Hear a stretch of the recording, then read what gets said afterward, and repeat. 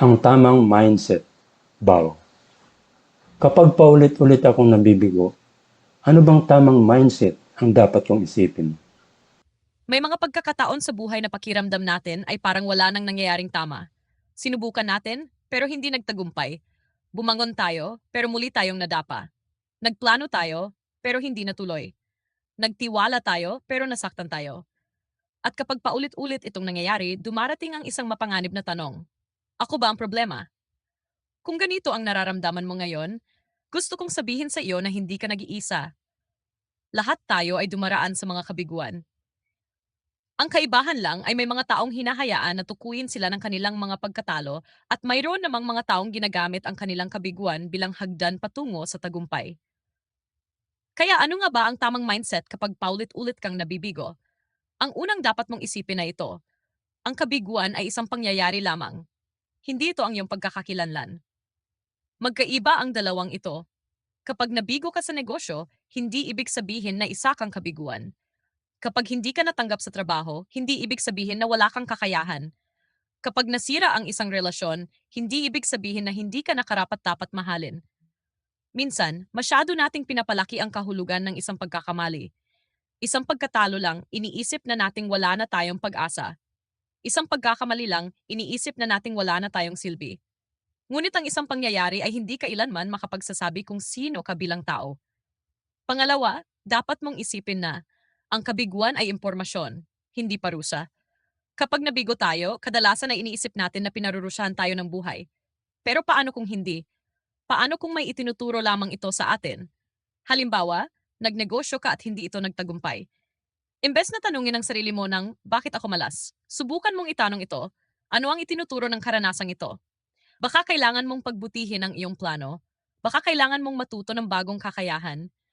Baka kailangan mong baguhin ang iyong diskarte. Kapag tiningnan mo ang kabiguan bilang isang guro at hindi bilang isang kaaway, magbabago ang iyong pananaw. Pangatlo, isipin mo ito. Ang bilis ng tagumpay ng ibang tao ay hindi sukatan ng iyong pag-unlad. Isa sa mga dahilan kung bakit mas masakit ang kabiguan ay dahil ikinukumpara natin ang ating sarili sa iba. Nakikita natin ang mga kaibigan nating matagumpay na. Nakikita natin ang mga kaklase nating maayos na ang buhay. Nakikita natin sa social media ang mga taong tila napakalayo na ng narating. At dahil dito, pakiramdam natin ay napag-iiwanan tayo.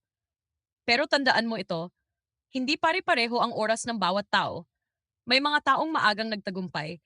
Mayroon ding matagumpay sa ikalawang pagkakataon. Mayroon ding umabot sa tagumpay pagkatapos ng maraming taon ng paghihintay. Hindi ka nahuhuli. Nasa sarili mong paglalakbay ka lamang. Pang-apat, dapat mong yakapin ang ganitong kaisipan. Ang bawat pagkabigo ay paghahanda para sa isang mas malaking responsibilidad. Isipin mo ito. Kung ibibigay sa iyo ngayon ang lahat ng gusto mo, handa ka na ba talaga? Minsan, ang kabiguan ay isang proseso ng paghahanda. Pinatitibay nito ang ating emosyon. Pinapalawak nito ang ating pangunawa. Tinuturuan tayo nitong maging mapagpakumbaba. Tinuturuan tayo nitong maging matatag. Kung hindi ka pa nakakamit ng tagumpay, maaring hindi pa tapos ang proseso ng iyong paghahanda at walang masama roon. Panglima, isipin mo ito. Hindi mo kailangang maging perpekto para magpatuloy. Napakaraming tao ang hindi na sumusubok dahil gusto nilang maging perpekto. Kapag nagkamali sila, humihinto sila. Kapag hindi naging maganda ang resulta, sumusuko sila. Pero ang totoo, walang taong nagtagumpay nang hindi nagkakamali. Ang sikreto ay hindi ang pagiging perpekto. Ang sikreto ay ang pagpapatuloy. Isang hakbang, isang araw, isang pagsubok, paulit-ulit. Pang-anim, tanungin mo ang sarili mo. Ano ang kaya kong gawin ngayon? Kapag marami na tayong kabiguan, madalas na nakatuon tayo sa mga bawala na tayong kontrol. Iniisip natin ang nakaraan. Iniisip natin ang mga pagkakataong nasayang. Iniisip natin ang mga pagkakamaling hindi na natin mababawi. Pero ang pinakamahalagang tanong ay hindi tungkol sa kahapon. Ang pinakamahalagang tanong ay, ano ang kaya kong gawin ngayon? Maari ba akong matuto? Maari ba akong magsimulang muli? Maari ba akong gumawa ng isang maliit na hakbang? Kapag nakatuon ka sa kasalukuyan, mas nagiging malinaw ang susunod na direksyon. At panghuli, gusto kong iwan sa iyo ang isang napakahalagang kaisipan. Ang kabiguan ay hindi kabaligtaran ng tagumpay. Bahagi ito ng tagumpay. Isipin mo ang mga taong hinahangaan mo, ang mga matagumpay na negosyante, ang mga manunulat, ang mga artista, ang mga atleta. Halos lahat sila ay nakaranas ng maraming pagkabigo. Ang pinagkaiba lang ay hindi sila tumigil. Patuloy silang sumubok, patuloy silang natuto, patuloy silang bumangon. Kaya kung paulit-ulit kang nabibigo ngayon, huwag mong isipin na tapos ng kwento mo. Baka nagsisimula pa lamang ito. Baka ang kabiguan na nararanasan mo ngayon ang siyang humuhubog sa taong magiging ikaw sa hinaharap. Huwag mong hayaan na ang isang mahirap na kabanata ang maging wakas ng iyong kwento.